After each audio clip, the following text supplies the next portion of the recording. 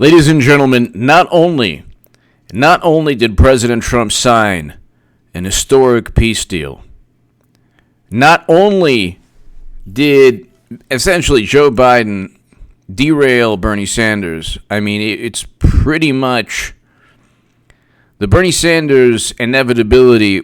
Hillary Clinton's going to be nominee. It's not that difficult, okay? The whole thing is they didn't blame Russia for losing for 3 years to nominate Bernie Sanders. That didn't happen. But President Trump is having a winning streak like you cannot believe. Not only did Joe Biden win South Carolina, but Trump wins appeal to block McGahn testimony. Politico. New York Times. Court rules Congress cannot sue to force executive branch officials to testify. The Hill. Congress hits rock bottom and losing to President Trump. In testimony ruling. The legacy of President Trump could be a matter of debate for decades. Not really. It's going to be an amazing legacy. Yet victories on executive power will likely govern that legacy, and none may be more notable than the ruling in the case against Don McGahn.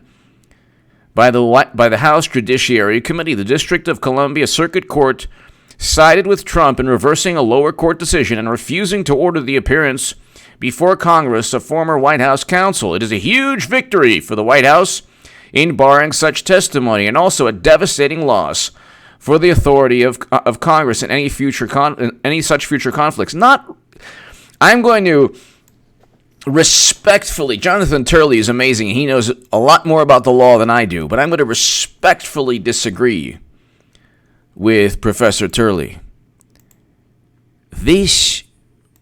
When they demanded that Don McGahn and White House counsel testify, they did so under the premise that he might have some information that could help them regarding a situation that might have happened pertaining to Trump withholding military assistance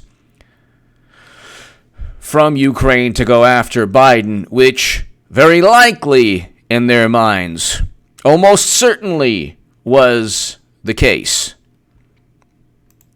That is not a crime. That's not Watergate. That's not some kind of, you're not talking about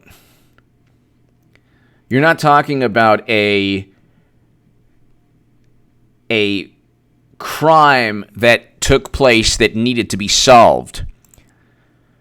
The Russia probe, ladies and by the way, thank you so much to my super chat. You give me every incentive to rock these live streams, and thank you for people who are supporting me on Patreon. Greatly, greatly appreciated. You're not talking about a crime with Trump Russia. We do not know if, they say that Russia hacked the DNC. They're only confident about that. They are not certain. There is no certainty regarding any of their assessments or evaluations. They don't know. They don't have certainty. That's the issue. They don't have certainty. You need certainty in life, and you need some kind of criminal act to take place for an investigation to begin. Watergate, there was a break-in. Now Clinton, the Whitewater issue, there were criminal acts that took place, and then Whitewater morphed into the Oval Office. So when people say, well, there was no criminal act in the White House with the Oval Office, oh my goodness, there was nothing wrong with that. I don't know. You know what? There was no crime took place. And if there was a crime, I'm guilty as charged. It was a crime of love. I'm the Bonnie and my wife and I are the Bonnie and Clyde of love. Watergate preceded Monica Lewinsky, so you wouldn't have known about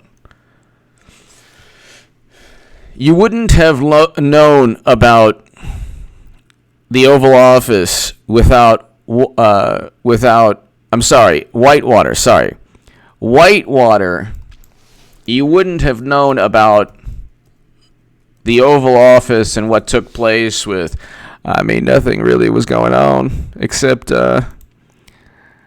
just a lot of wonderful things. I have to abide by YouTube policies.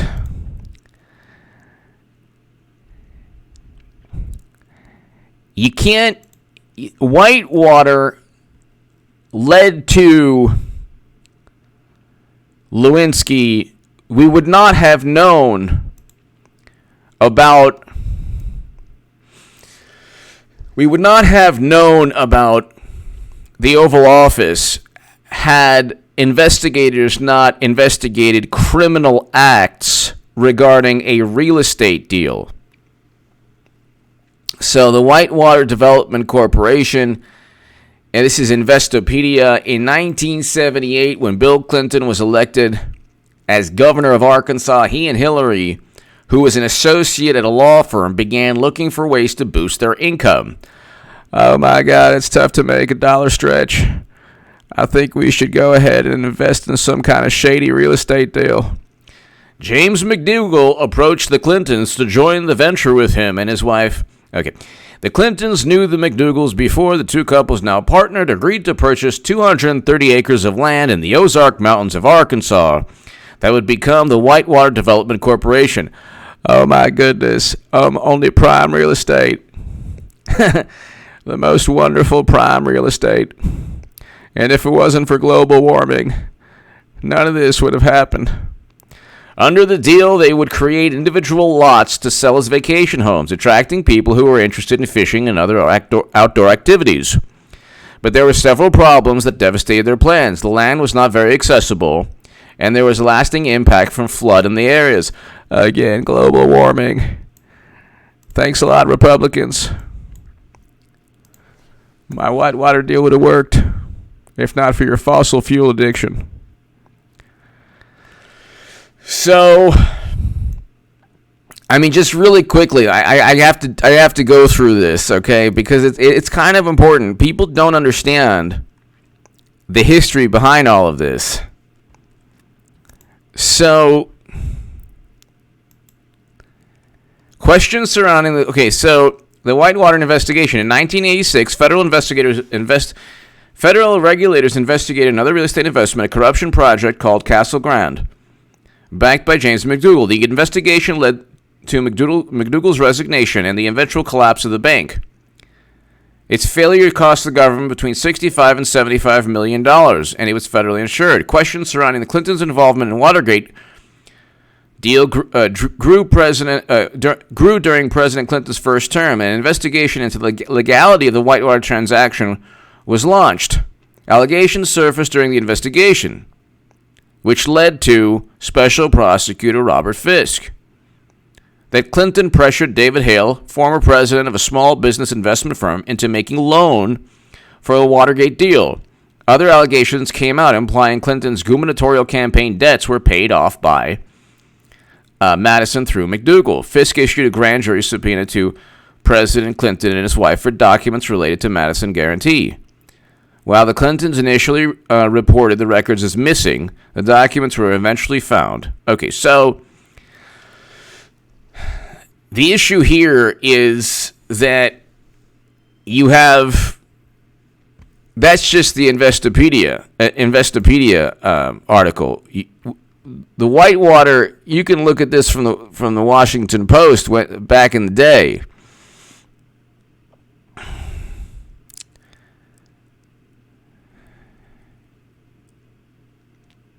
Did the White House arrange payments to Hubble in an effort to buy his silence about things he might have learned while he and Hillary Clinton were partners at the Rose Law Firm? Did the White House pressure the McDougals not to talk about... This is the Washington Post. This is way before the Clintons basically used the Washington Post as a public relations firm. Did Bill Clinton lie in sworn testimony in 1996 when he denied any knowledge of the fraudulent $300,000 loan to Susan McDougal? So the whole thing's convoluted. But you have financial crimes totaling in the millions. Okay? That is how eventually, you get to Monica and the Oval Office and Clinton lying under oath and being impeached because of perjury. Now, nobody bought a dossier. These are issues that nobody bought a dossier.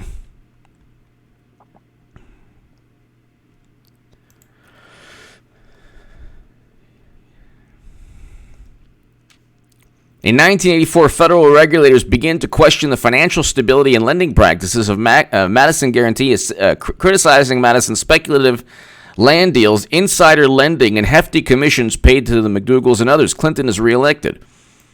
As in Arkansas, McDougal holds a fundraising event at Madison Guaranty to help pay off a $50,000 Clinton campaign debt. Investigators later determined some of the money was improperly withdrawn from depositors' funds. McDougal hires the Rose Law Firm, where Hillary Clinton is a partner, to do legal work for the ailing savings and loan. Hillary Clinton and other Rose Law lawyers seek state regulatory approval for recapitalization plans for Madison. So listen,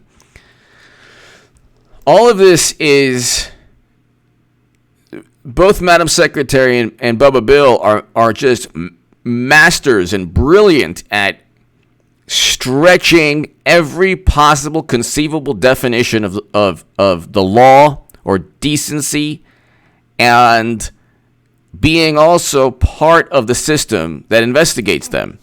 So you can read up on Whitewater, okay? To Democrats, every single controversy is nonsense. It's absurd. They're fine. There's no. But with Trump, he could, anything that is alleged is a problem. The issue with the reason why, so I guess this is a long-winded rebuttal to Jonathan Turley, and I agree with him 100% on everything he says, and he knows more about the law than I do. But if future conflicts rest with dossiers starting investigations, then yeah, President Trump and his major victory in the court will stand. For presidents or candidates who truly engage in like financial crimes or possible criminal behavior because of very bizarre practices and conflicts of interest, then no, I mean, the reason that the court ruled in favor of President Trump is because President Trump was never accused of committing a specific crime. It is not a crime to withhold military assistance. It was not a crime because you cannot prove that he did so because he wanted to undermine Biden, whose campaign is just barely back. I mean, Clinton is going to be the nominee, but he won South Carolina in decisive fashion. So Don McGahn is not going to testify. Why? Don McGahn is not going to testify, and the court ruled in favor of President Trump because Congress has no legal basis in forcing people to testify who are not linked to criminal behavior. This is not rocket science. Trump is not linked to criminal behavior. Don McGahn is not linked to criminal behavior. None of these people are linked to criminal behavior. So if you're not linked to criminal behavior, then you don't have to testify. That's the issue. If you're not linked to criminal behavior, why should you testify? Todd Rubel! Corn Pop is proud of Biden tonight. Thank you, Todd. Thank you, Todd. So, that's the issue. That's why the court ruled in favor of President Trump. Court rules Congress cannot sue to force executive branch officials to testify. Congress can sue, and they'd probably win if there was some kind of evidence of criminal wrongdoing. This is not about criminal wrongdoing. This is about political disagreements. An appeals court dismissed a lawsuit brought by House Judiciary Committee against President Trump's former White House counsel, Don F. McGahn. So a federal court ruled on Friday that Congress cannot sue to enforce its subpoena of executive branch officials, handing a major victory to President Trump and dealing a severe blow to the power of Congress to conduct oversight. It is not oversight to fabricate a controversy and then investigate a fabricated controversy. You can't walk up to somebody at work and say, "You stole my briefcase." "Yes, you did. And we're going to get to the bottom of this. We're going to have an internal investigation within the company because you stole my briefcase." Well, there's no evidence that anyone stole the briefcase.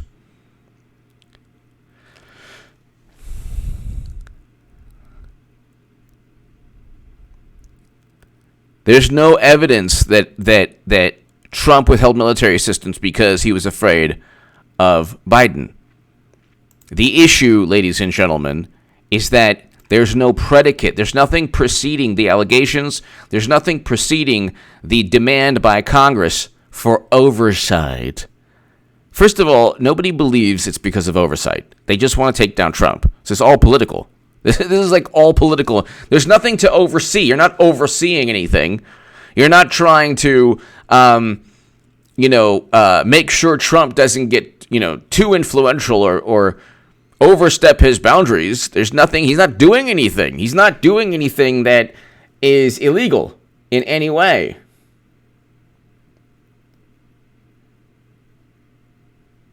He never did anything that was illegal. In a ruling that could have far-reaching consequences for executive branch secrecy powers long after Trump leaves office, it divided. How so? I don't understand this.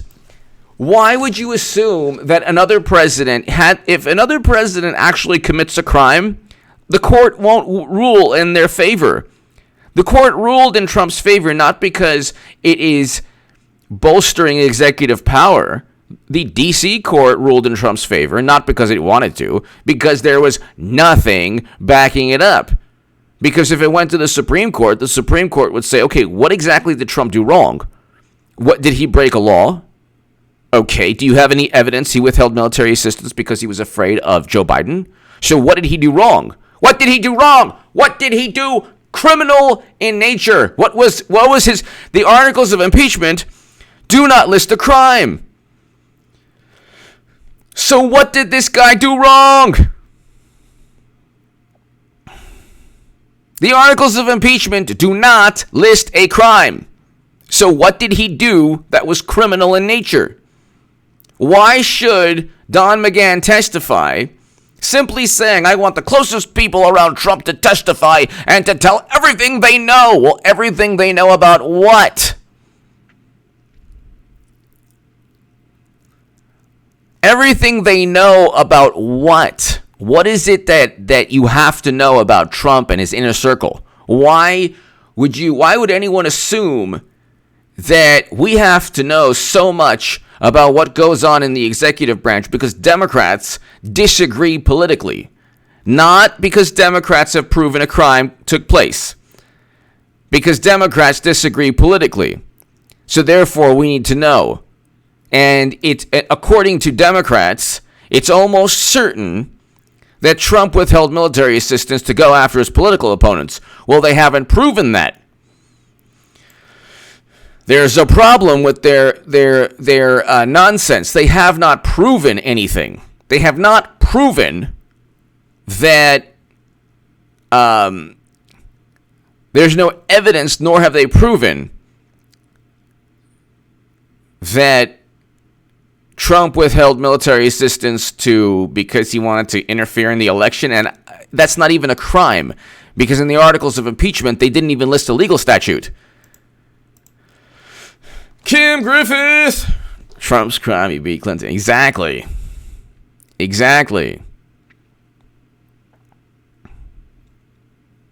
So, they have nothing. Now, and that's why he won.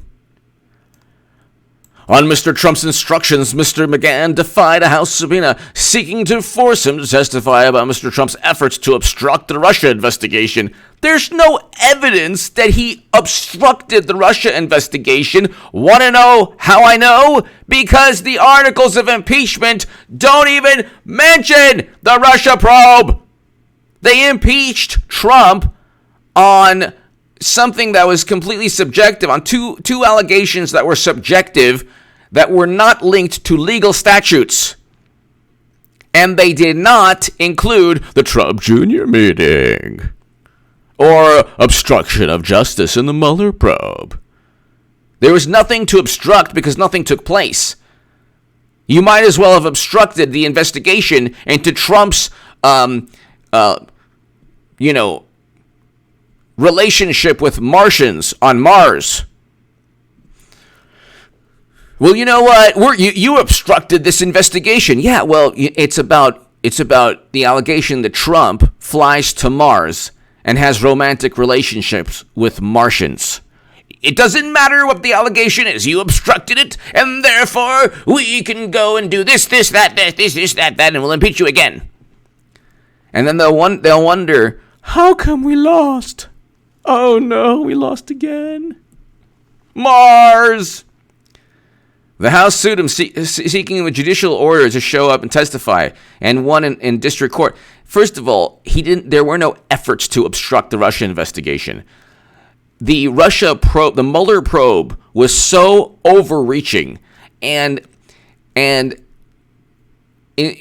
just the most venomous, insidious, nefarious example of political retribution, got 30 plus people on process crimes because they wouldn't remember the date of an email, and then the FBI agent said, "You lied to us, you obstructed justice, you're gonna go to jail." And they just set up and framed people. And that was their retribution, because they lost, and that was their retribution. Their retribution was, okay, you went after us. I mean, it was like, okay, you won the election, but because you did, now we're just going to,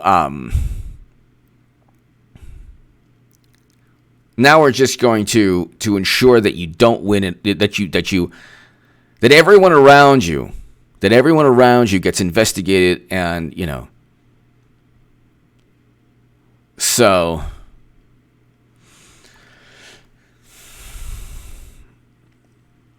The issue here is that Trump and Durham and John Ratcliffe and William Barr, they haven't yet begun to fight. I mean, they're fighting, but they have not yet begun to truly shed a light on what took place. So people actually believe that the Russia probe was a legitimate probe. Well, there were questions about Russia. They have turned Russia into, they've turned themselves into the new Cold Warriors, because they themselves presided over the sale of 20% of U.S. uranium capacity at the time to Putin. And then they worry about Facebook ads. I mean, they're hilarious. These people are hilarious. But now you have a real interesting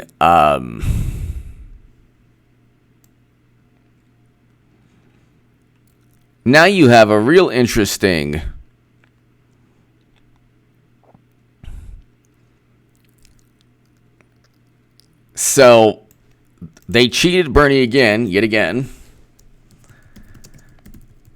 But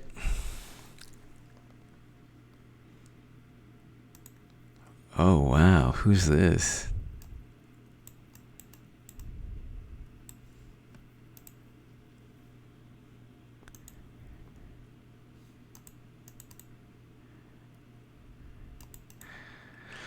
So now they're going after Bernie Sanders. You can't win them all. Sanders congratulates Biden on South Carolina win. Shifts focus to Super Tuesday. So, hold on. The Pied Pipers of the dirtbag left want to lead everyone to Bernie Sanders. So the Daily Beast wrote an unethical hit piece on me. And Raw Story wrote numerous hilarious hit pieces on me.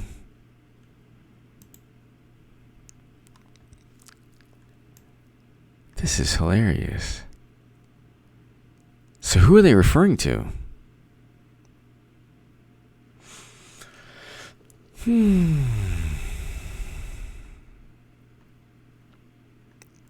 This is the New York Times, by the way. The New York Times.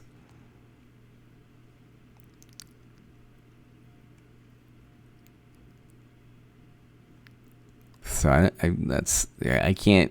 They won't let me read, but they're calling people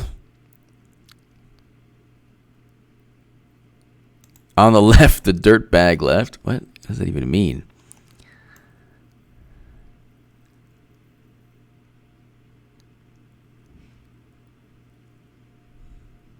All right, whatever. Basically, they're Bernie Sanders, you can't win them all. Joe Biden. So there you go. Joe Biden wins South Carolina.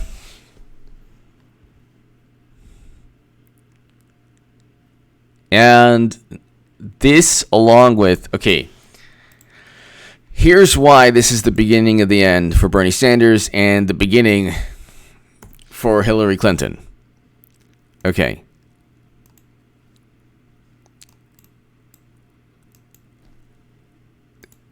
Bernie is not inevitable. He's no longer inevitable.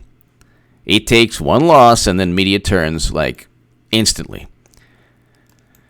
Now Bernie cannot win in southern states. Now Bernie has an issue with delegates and Biden. So how many? So Biden gets 27 delegates. So now he's closer to Bernie Sanders than ever before in terms of delegates. Sanders gets only 7. So let's see, total delegate. The whole thing's nonsense anyway. The whole thing's absolute nonsense anyway. But Joe Biden now has 42 delegates. Bernie has 52. I think they're still giving Biden delegates. Buttigieg has 26. Elizabeth Warren has 8. Now Warren will do well in California. She'll do well in other places. Amy Klobuchar will do well in some places. Bernie Sanders is not going to get over 50% of the delegates. It's just not possible. Okay, you have Biden and Buttigieg and Warren. Biden has 42, Buttigieg has 26, Warren has 8, Klobuchar has 7. Hillary Clinton's going to come in to the convention and say, okay, that's it. You know, Bernie can't win South Carolina. He can't win states with more conservative voters. And he's a socialist. In fact, he's a communist. And that's it. When Bernie Sanders says we're going to go up against the establishment, the Democratic establishment and the Republican establishment, there was in 2016 crossover appeal. You can disagree with whether it was legitimate or not, or why there should have been a crossover appeal. Okay, but in 2016, like Tulsi Gabbard of 2020, Bernie Sanders had crossover appeal. Okay, Bernie Sanders had past tense, had crossover appeal. He does not anymore. We're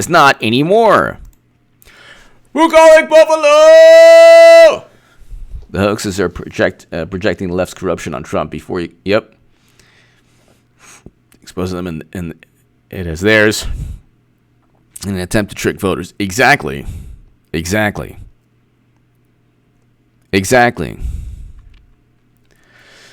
So, Bucolic Buffalo, thank you, as always. Bucolic Buffalo, thank you, as always. Todd Rubel! Well put. Well written, Bucolic Buffalo, and well put. Todd Rubel! Tom Steyer Dance Party played the song.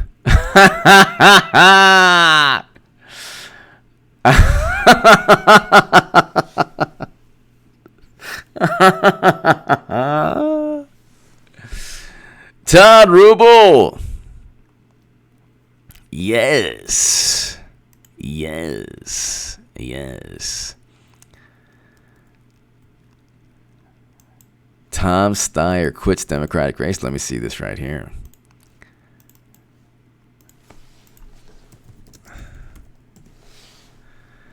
Quits. That's right. Billionaire Tom Steyer quits Democratic primary. Well, there you go. How many? Did he even have delegates? Let's see.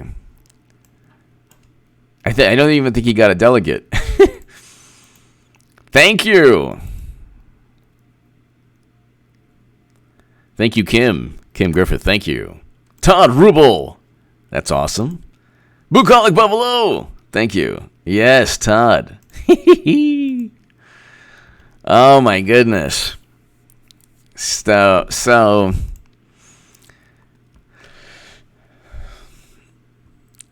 look. This is not rocket science. Hillary Clinton has never stopped campaigning. And I was talking to somebody today, a business owner, and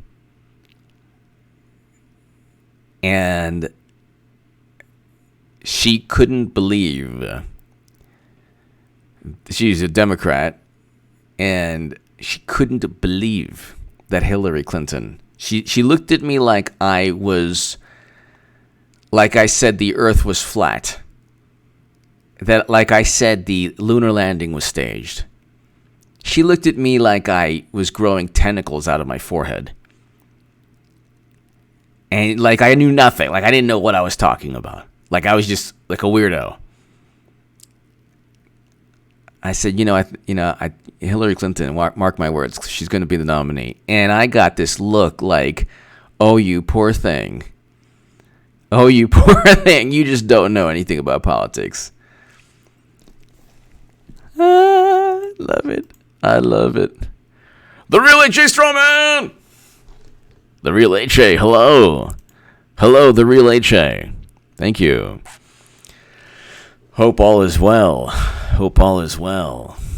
Bucolic Buffalo, the real H.A. Thank you. Thank you very much. The real H.A. So Biden wins. Just look, they have 2 rounds of delegates, ladies and gentlemen. They have 2 rounds of delegates, or they have 2 rounds. The whole thing is complete and utter charade. Now, let's just look at the Super Tuesday polls here. The whole thing's nonsense anyway. Okay? The whole thing's nonsense anyway. All right, so okay. Let's see.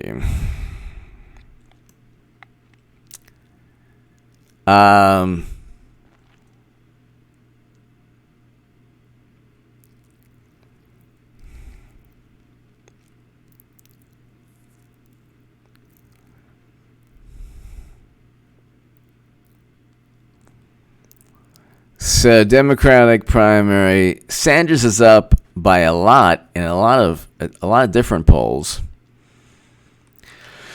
But Biden, but this is all these polls were taken before Biden won South Carolina, so Biden is up in North Carolina.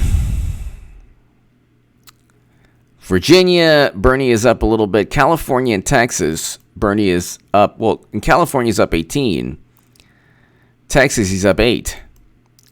But Massachusetts, he's even beating Warren. That's hilarious. Minnesota, Klobuchar. Oklahoma, Biden. And then Maine and Vermont, okay, of course. But Arkansas has Bloomberg. So, I mean, but these polls are all over the place. So, you look. Let's see.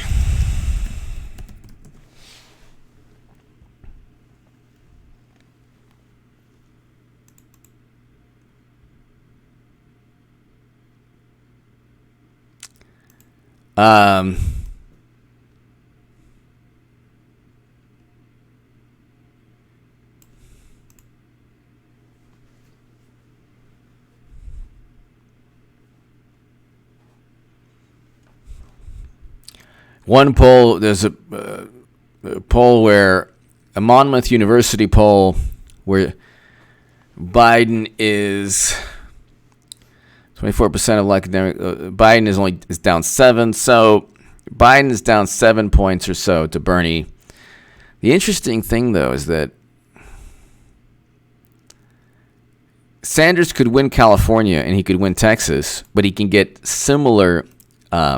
He could get, similar delegates. So, Donnie Chappelle, Madam Secretary will swoop in to save the Dems. Exactly, Donnie. Thank you very much for your generosity, Donnie Chappelle. Thank you, Warren Herrick. Thank you, Warren. Thank you for watching, sir. Thank you, Warren. Donnie Chappelle,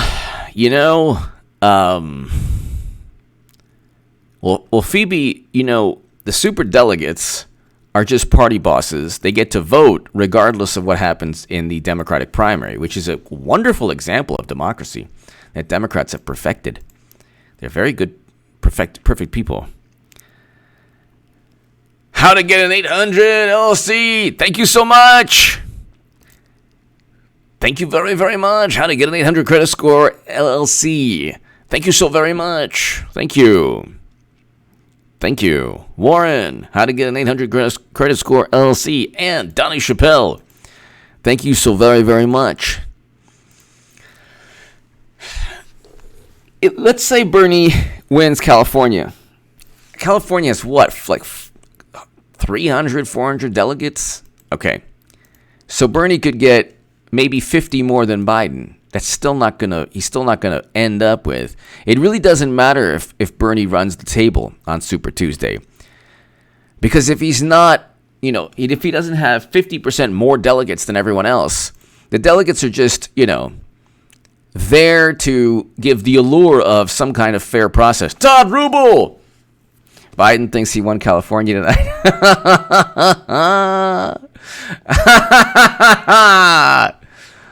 I don't know if you're kidding on that one. Hidden for time. Add your name to support our unprecedented campaign. If you have $1, you know what to do with it. Hidden for time. Thank you. Hidden for time. Thank you. Okay, the whole thing's rigged. Superdelegates are just party bosses that can vote for whoever they want. I think that's a pretty good explanation. Superdelegates can vote for whoever they want. How to get an 800 credit score LLC. Thank you so much for watching. Thank you so much for watching since 2016. Greatly appreciated. A Sojourner, my understanding or knowledge of superdelegates is that Adam Schiff is a superdelegate. Bill Clinton is a superdelegate. President Obama is a superdelegate. Debbie Wasserman Schultz is a superdelegate. So superdelegates can vote for whoever they want. And they're not bound by who wins the popular vote. And they are only allowed to vote until round 2. Round 2, everybody. Round 2. Round 2 of the rigged election. So there you go. Only Democrats have 2 rounds for what should take 1 round. Which is, there you go. That's just the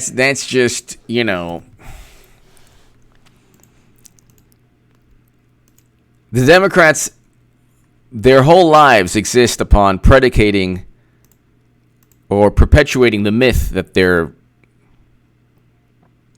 fair and neutral. Bukog level up! Donnie Chappelle, thank you. Sanders bound to have another. Biden is back.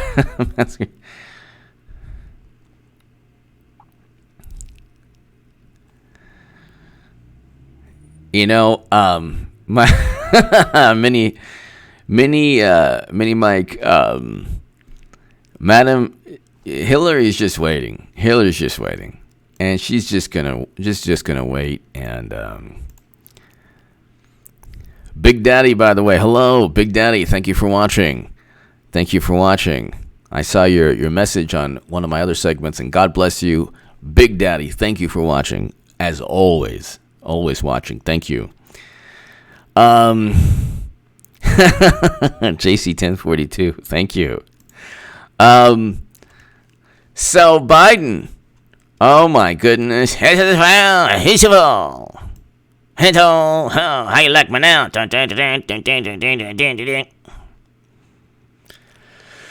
Oh my God, that's the best picture of Biden I've ever seen ever. Oh, they're saying that.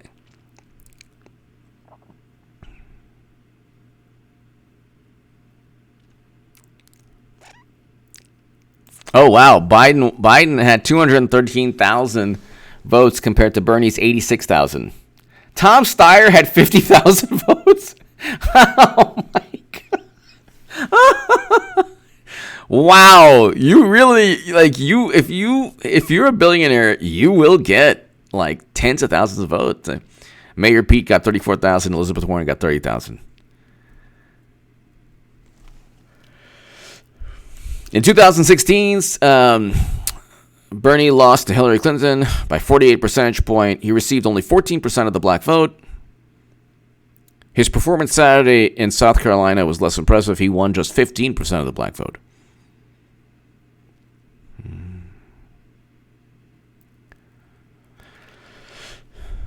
Well, it's 1% more impressive, so. Okay. So he won handily. And that's what they're going to say. Look, all of these the Democrats are not going to Madam Pat Bucolic Buffalo. Brad Karthauser, no malarkey. No malarkey, sir. Yes. Yes. Yes. The super-delegates will vote in the second round. Exactly. No clear winner in the first, but the way they made the rules, they made it so there's no clear winner. So see, their rules are like, these are the rules. Like, yeah, you made it so Bernie could never win. Brad! Thank you, Brad. Todd Rubel! Any mic can get.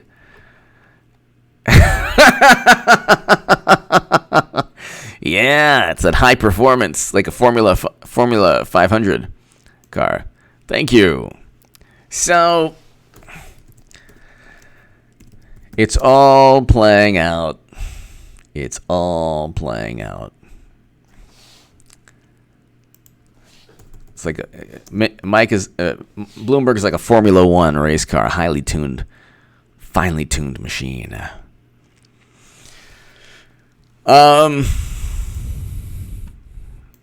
Todd, Brad, Bucolic Buffalo, Donnie, thank you. It's going to be really hilarious when it is going to be amusing when the closer this comes, you get more. Just type in Hillary 2020, okay?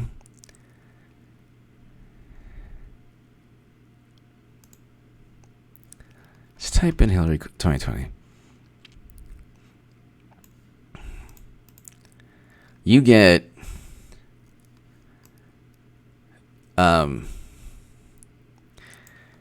Hillary Clinton has been reportedly saying she'd consider a 2020 run if she saw an opening. Okay.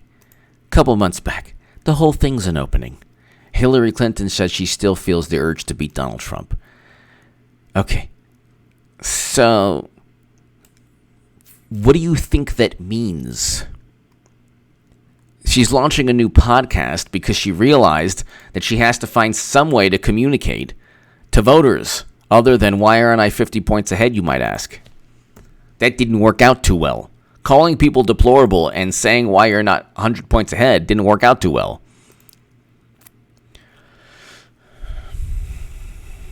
Why can't you just run, Madam Secretary? Please, Clinton campaign. Quickly. What are you waiting for? Oh, that's right. You're waiting for people to take votes away from Bernie. Okay, fine. Take your time.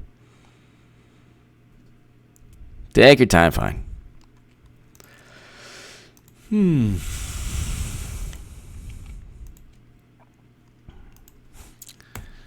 President Trump today signs historic deal, wins a major victory, and it's just, the winning doesn't stop. The winning does not stop, people. It just does not stop. It's pretty amazing. And really pretty amazing.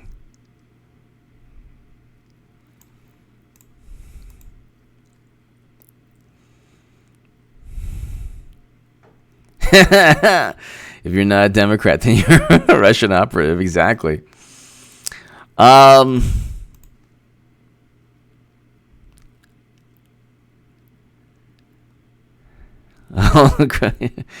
Yeah. Clinton has a podcast. And then I get like, everybody knows you can't run if she has a podcast. She can't run. She's the honorary dean in Ireland of a university. She has a podcast. She's winning civil rights awards. This is Clinton. It's Hillary Clinton. She's doing everything to create the allure that this person is not a megalomaniac. And I love the people who everybody is so logical and pragmatic until the unthinkable happens. Then it's Russia. Then it's Hillary 2020.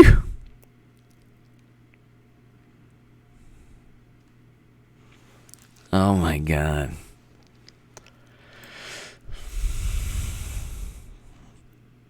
She's just waiting. She's just waiting. She's just waiting. Notice, when I was in all my prediction over this, I never ever stated, oh, she'll win this, she'll win this primary, that primary, whatever. I said, I don't care when, I don't care how, I don't care if it's by that jetpack from Super Bowl II. And she swoops in like that, I don't care. Todd Rubel, Biden thinks that leap year means he won the 2020 election. Yes, Todd Rubel. Yes. Wait a second. Did Biden win the election? Yes, Todd Rubel. Exactly, Phoebe, exactly. Todd Rubel. Biden is he's just hilarious. Just hilarious. Hilarious. Absolutely hilarious. The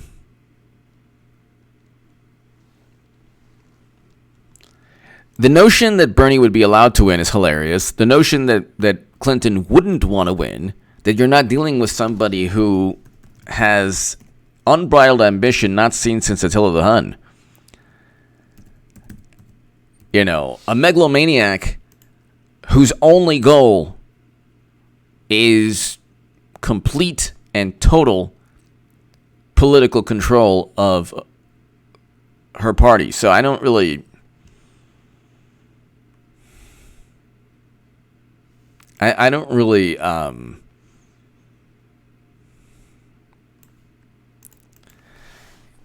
the end of the day, people will be like, you know what? It wasn't...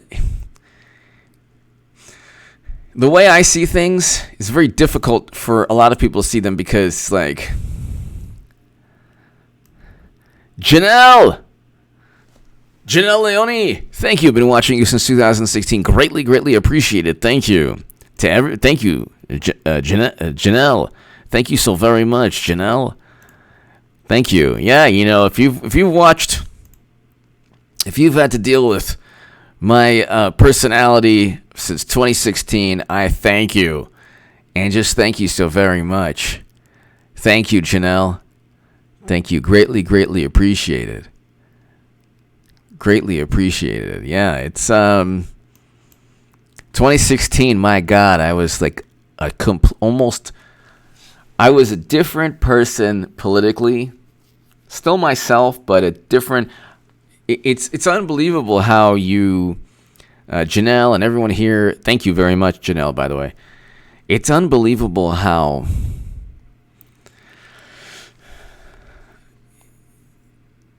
If you look at the world through the lenses of a political paradigm, and then you remove yourself from that paradigm, and you see, and like, oh my God, you see the you see how everything is wrong, how what you were doing is wrong.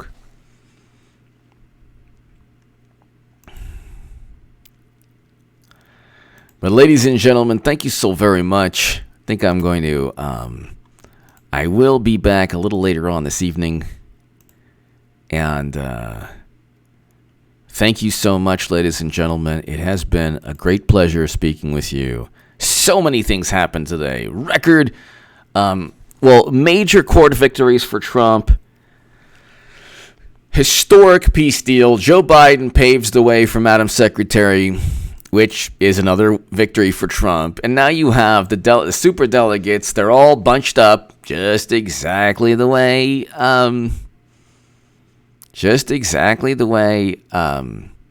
Madam Secretary wants. Anyway, ladies and gentlemen, God bless.